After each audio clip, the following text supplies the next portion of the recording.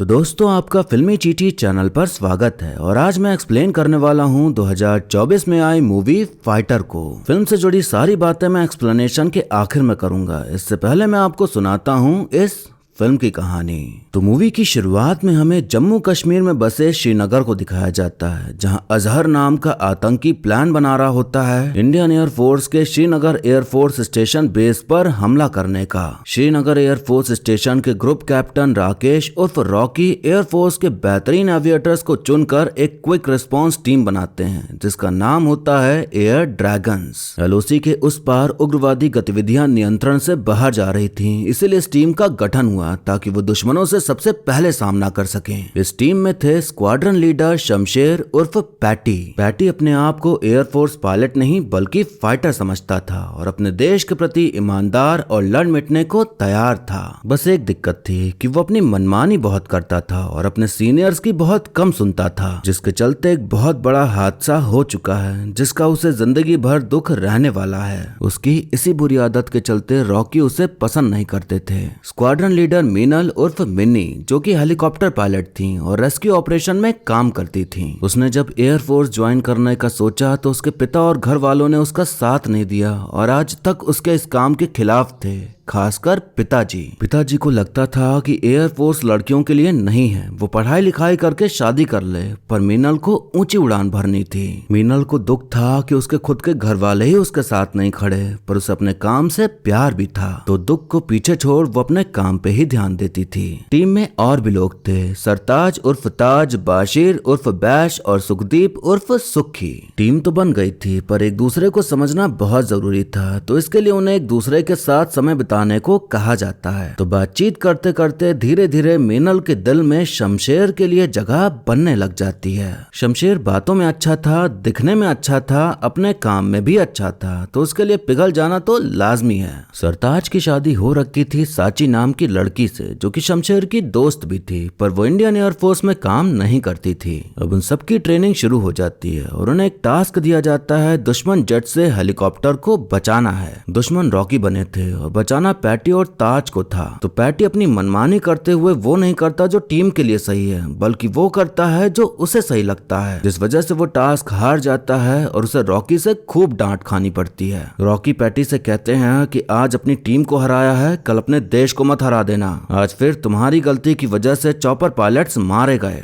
ये सुनकर पैटी को बहुत बुरा लगता है, क्योंकि इस किस्से से उसका कोई दर्दनाक किस्सा जुड़ा था जिसको रॉकी ने याद दिला दिया। पैटी दुखी था, लेकिन मीनल उससे बातचीत करके उसका थोड़ा मूड हल्का कर देती है और अब पैटी को भी मीनल के साथ रहना अच्छा लगने लगा था। साची से मीनल को पता चलता है कि पैटी के मंगेतर नैना एयरफोर्स में हेलीकॉप्टर पायलट थी, जो कि 2 साल पहले वीर गति को प्राप्त हो गई। अब रॉकी एक रॉ एजेंट जरीना बेगम को बुलाते हैं, जो कि औरत नहीं मर्द ही था, बस नाम औरत वाला था और बुर्का पहन रखा था ताकि उसकी पहचान का खुलासा ना हो। एजेंट बताता है कि आतंकी संगठन जैश कुछ बड़ा करने वाला है। कल रात घाटी से 200 किलो आरडीएक्स बरामद हुआ है। मजीद खान, जो कि पीओके का जाना माना आतंकी है, उसे कल पकड़ लिया गया है, जिसके चलते घाटी में कई जगह पत्थरबाजी हुई। लेकिन उससे ज्यादा परेशानी की बात है अजहर अख्तर। ये धमाके करने में माहिर है और उसे बालाकोट में देखा गया है, जो कि इशारा है कि वो भारत आ रहा है, तो मतलब आईएसआई का कोई बड़ा प्लान है। पत्थरबाजी रोकने के लिए सीआरपीएफ की एक टीम आ रही है, तो चिंता वाली बात नहीं है, आप लोग अपनी ट्रेनिंग जारी रख सकते हैं। अब सभी लोग जम्मू में बसे पैटी के घर जाते हैं थोड़ा एंजॉय करने, जहां उनकी मुलाकात होती है पैटी के पिता से, जो कि काफी अच्छे स्वभाव के थे।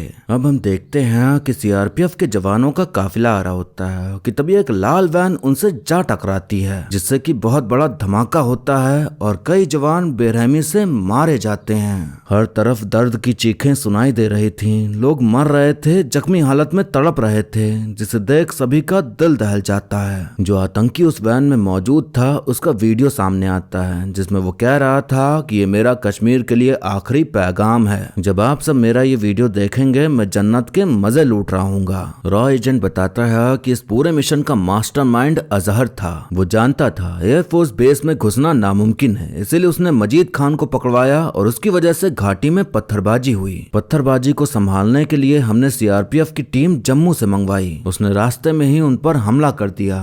टारगेट पहले से ही सीआरपीएफ था। रॉकी पैटी को दूसरे सीनियर ऑफिसर के साथ भेज देते हैं जो कि दिल्ली जा रहे थे इस हादसे के सिलसिले में बात करना है कि अब क्या जवाब दिया जाए इस हमले का। मीटिंग में बात चलती है कि उरी में जो हमने जवाबी हमला किया था उसके बाद से पाकिस्तान कोई भी खतरा मोल नहीं लेना चाहता। अब सारे आतंकी पाकिस्तान के बीचों बीच जैश के हेडक्वार्टर में छिपे हुए हैं। पैटी कहता कि हमें बालाकोट के पास जब्बा टॉप पर हमला करना चाहिए जो कि आतंकियों का एक ट्रेनिंग सेंटर है जहां 300 से भी ज्यादा आतंकी मौजूद होंगे जिन्हें ट्रेनिंग दी जा रही है। पुलवामा अटैक में जो विस्फोटक इस्तेमाल किए गए वो शायद यहीं से आए होंगे और शायद अजहर अख्तर भी वहीं होगा। बिल्कुल ऐसा ही करते हुए उस ट्रेनिंग बेस पर हवाई हमला कर दिया जाता है जिसमें कि वहां मौजूद कई आतंकी मारे जाते हैं पर अजहर बच निकलता है। वो पाकिस्तानी आर्मी को इत्तला कर देता है कि इंडियन एयरफोर्स ने हम पर हमला कर दिया है। अब पाकिस्तान एयरफोर्स का मेन कमांडर इमरान ताज के जेट को लॉक कर लेता है उस पर हमला करने के लिए, लेकिन पैटी पीछे से आके उसके जेट को लॉक कर लेता है तो इमरान को वहां से जाना पड़ता है अपनी जान बचाकर और फिर ये मिशन पूरी तरह से कामयाब साबित होता है बिना कोई नुकसान के। थोड़े दिन बाद बेस में हलचल मच जाती है क्योंकि 16 पाक फाइटर्स भारत की ओर बढ़ रहे थे तो तुरंत भारत की तरफ से भी 12 सुखोई जेट उड़ान भरते हैं। पाकिस्तान जेट्स रजौरी में बसे एमुनेशन डिपोट पर हमला कर देते हैं। पाकिस्तान कमांडर इमरान भी आया हुआ था तो पैटी उसके पीछे लग जाता है। पिछली बार तो उसे जाने दिया था पर आज वो उसे नहीं छोड़ने वाला था। सीनियर देबू सर सभी को मना कर रहे थे कि कोई भी एलओसी क्रॉस नहीं करेगा पर इमरान उसी तरफ जा रहा था तो पैटी और ताज भी उसके पीछे थे और सिग्नल वीक होने की वजह से उन्हें कमांड सुनाई नहीं देता। 2 जेट्स थे तो एक के पीछे ताज जाता है जिसमें कि बाशीर भी था और दूसरे के पीछे पैटी जिसमें कि उन्नी था। तभी वहां और दुश्मनी जेट्स आ जाते हैं तो समझ आता है कि एक तरह का जाल था जिसमें कि ताज और बाशीर बुरी तरह फंस चुके थे। इमरान पैटी से कहता है कि आज आपके साथी का वही हाल होगा जो नैना का हुआ था। पैटी पूरी कोशिश करता है ताज तक पहुंचने की पर मिसाइल हमले के कारण ताज का जेट क्षतिग्रस्त हो जाता है पर वो लोग बच जाते हैं पैराशूट की वजह से लेकिन लैंड होते हैं पाकिस्तान की जमीन पर। पैटी दुश्मन के पीछे जा रहा था पर रॉकी उसे परमिशन नहीं देते क्योंकि उन्हें और कैजुअलिटीज नहीं चाहिए थी।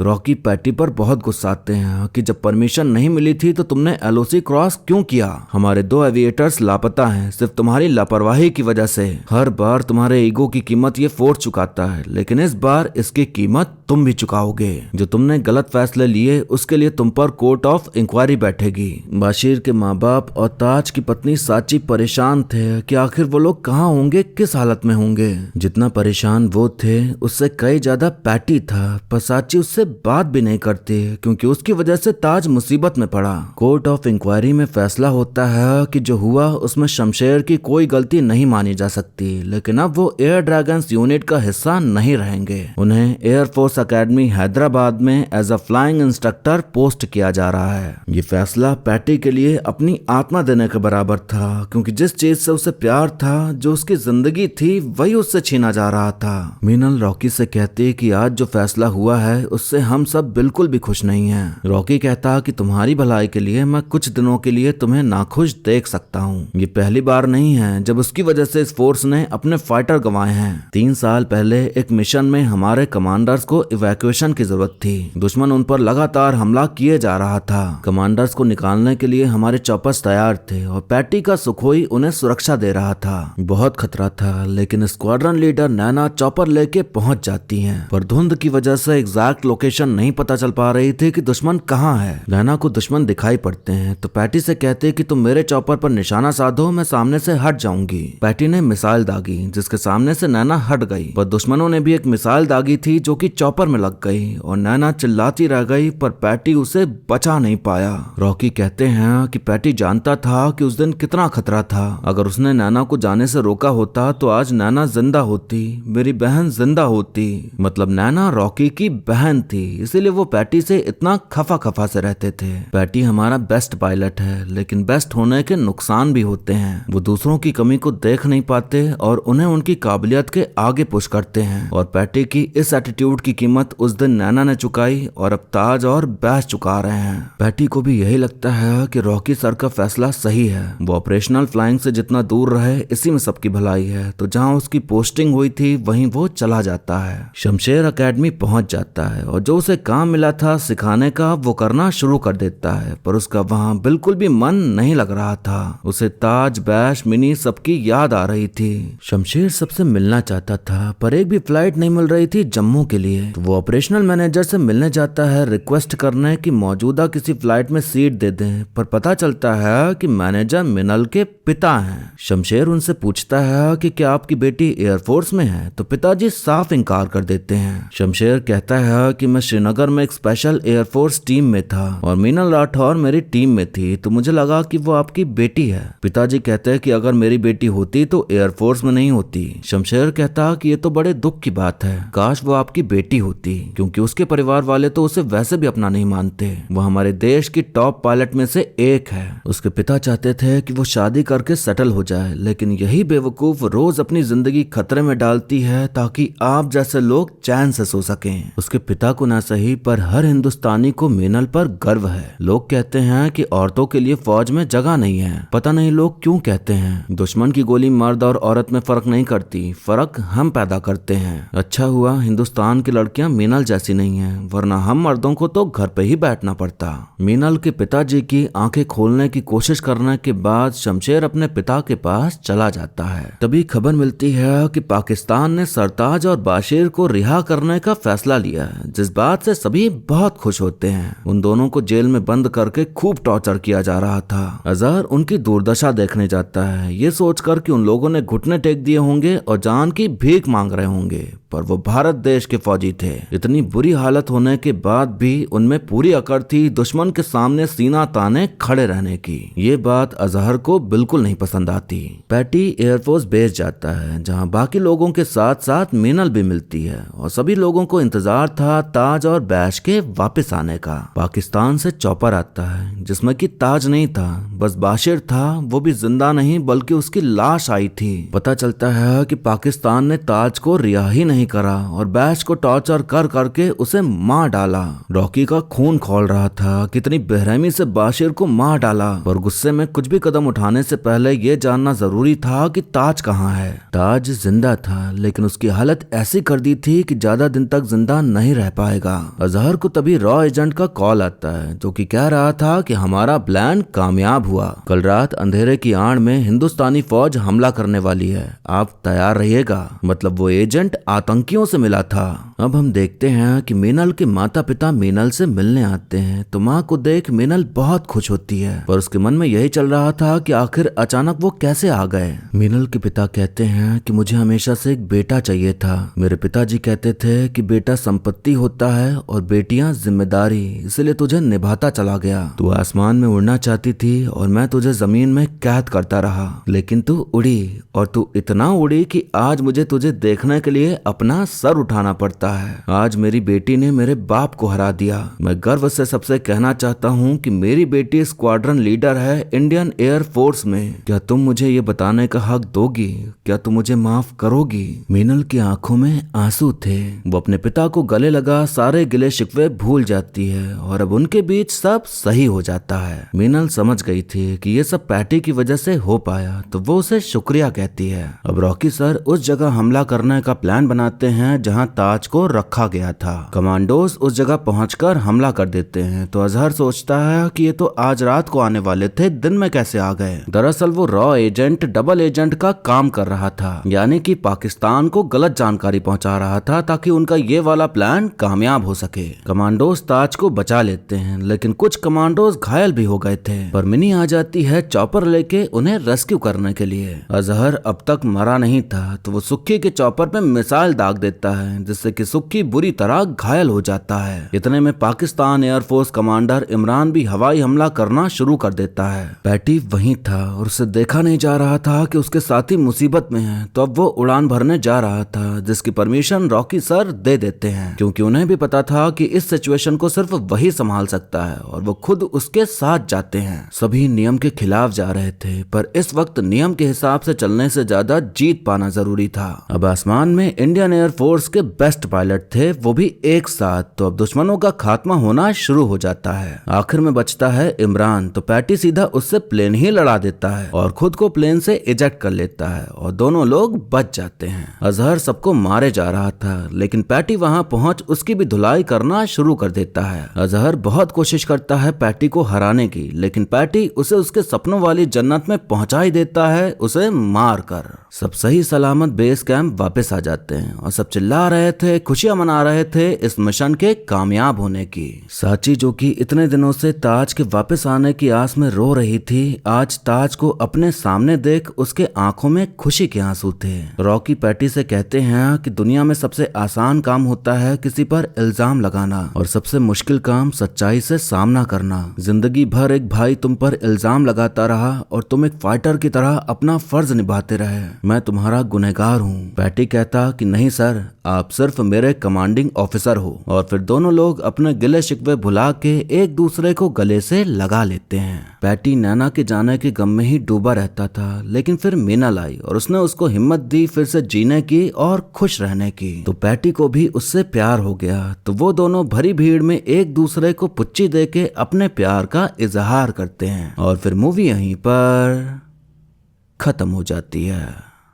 तो दोस्तों, आपने सुनी बॉलीवुड की पहली एरियल कॉम्बैट मूवी की कहानी। हाँ, पता है तेजस इससे पहले आई थी, पर उसको जब आप देखेंगे तो आपका मन ही नहीं करेगा कि उसे पहली एरियल कॉम्बैट फिल्म बोल सकें। इस फिल्म का CGI और VFX काफी ज्यादा बेहतर है बॉलीवुड की किसी भी फिल्म के मुकाबले। मैंने ये फिल्म थिएटर में देखी थी तो भी मजा आया था, और लैपटॉप स्क्रीन पर देखी तो भी मजा आया। एक भी सीन नकली सा नहीं लगता। स्टोरी लाइन भी काफी हद तक सही ही थी। ऐसी नहीं थी कि बोरिंग लगे, बल्कि आप मेन कैरेक्टर से कनेक्ट हो पाते हो, और किसी के गुजर जाने पर आपको दुख भी होता है और जीतने पर खुशी भी। मतलब कैरेक्टर डेवलपमेंट पर काफी ध्यान दिया गया है। फिल्म को बनाया है सिद्धार्थ आनंद ने। ये वही हैं जिन्होंने पठान और वॉर जैसी फिल्में डायरेक्ट की हैं। एक इंटरव्यू में इन्होंने बोल दिया था कि लोगों को फाइटर मूवी इसलिए नहीं पसंद आई क्योंकि भारत की आधी से ज्यादा जनता कभी एयरपोर्ट गई ही नहीं और न प्लेन में बैठी है, तो उन्हें क्या पता कि कैसा फील होता है। जाहिर सी बात है कि ये बहुत ही बेवकूफी भरा स्टेटमेंट है, और ये भी पता है कि ये चिढ़ की वजह से दिया हुआ स्टेटमेंट है। मुझे लगता है कि उनका चिढ़ना और ऐसी बातें बोल के अपनी भड़ास निकालना जायज है, क्योंकि जब इंसान वाकई में एक अच्छी फिल्म आपको बना के दे रहा है तब भी आप उसे देखने नहीं जा रहे, तो गुस्सा तो कहीं ना कहीं आएगा ही। इसमें कोई दो राय नहीं कि फिल्म अच्छी थी, बस गाने हटा देते तो और भी बढ़िया होती, लेकिन फिल्म चली नहीं। अब जब कोई अच्छी फिल्म बनाता है वो भी हैवी VFX के साथ, और वो फिल्म ना चले, तो बात यही आ जाती है कि फिर कोई ऐसी मूवी बनाने का रिस्क ही नहीं लेता, और फिर से वही घिसी पीटी चीजें बनती हैं जिसे देख हम कोसते हैं कि कुछ नया क्यों नहीं लाते।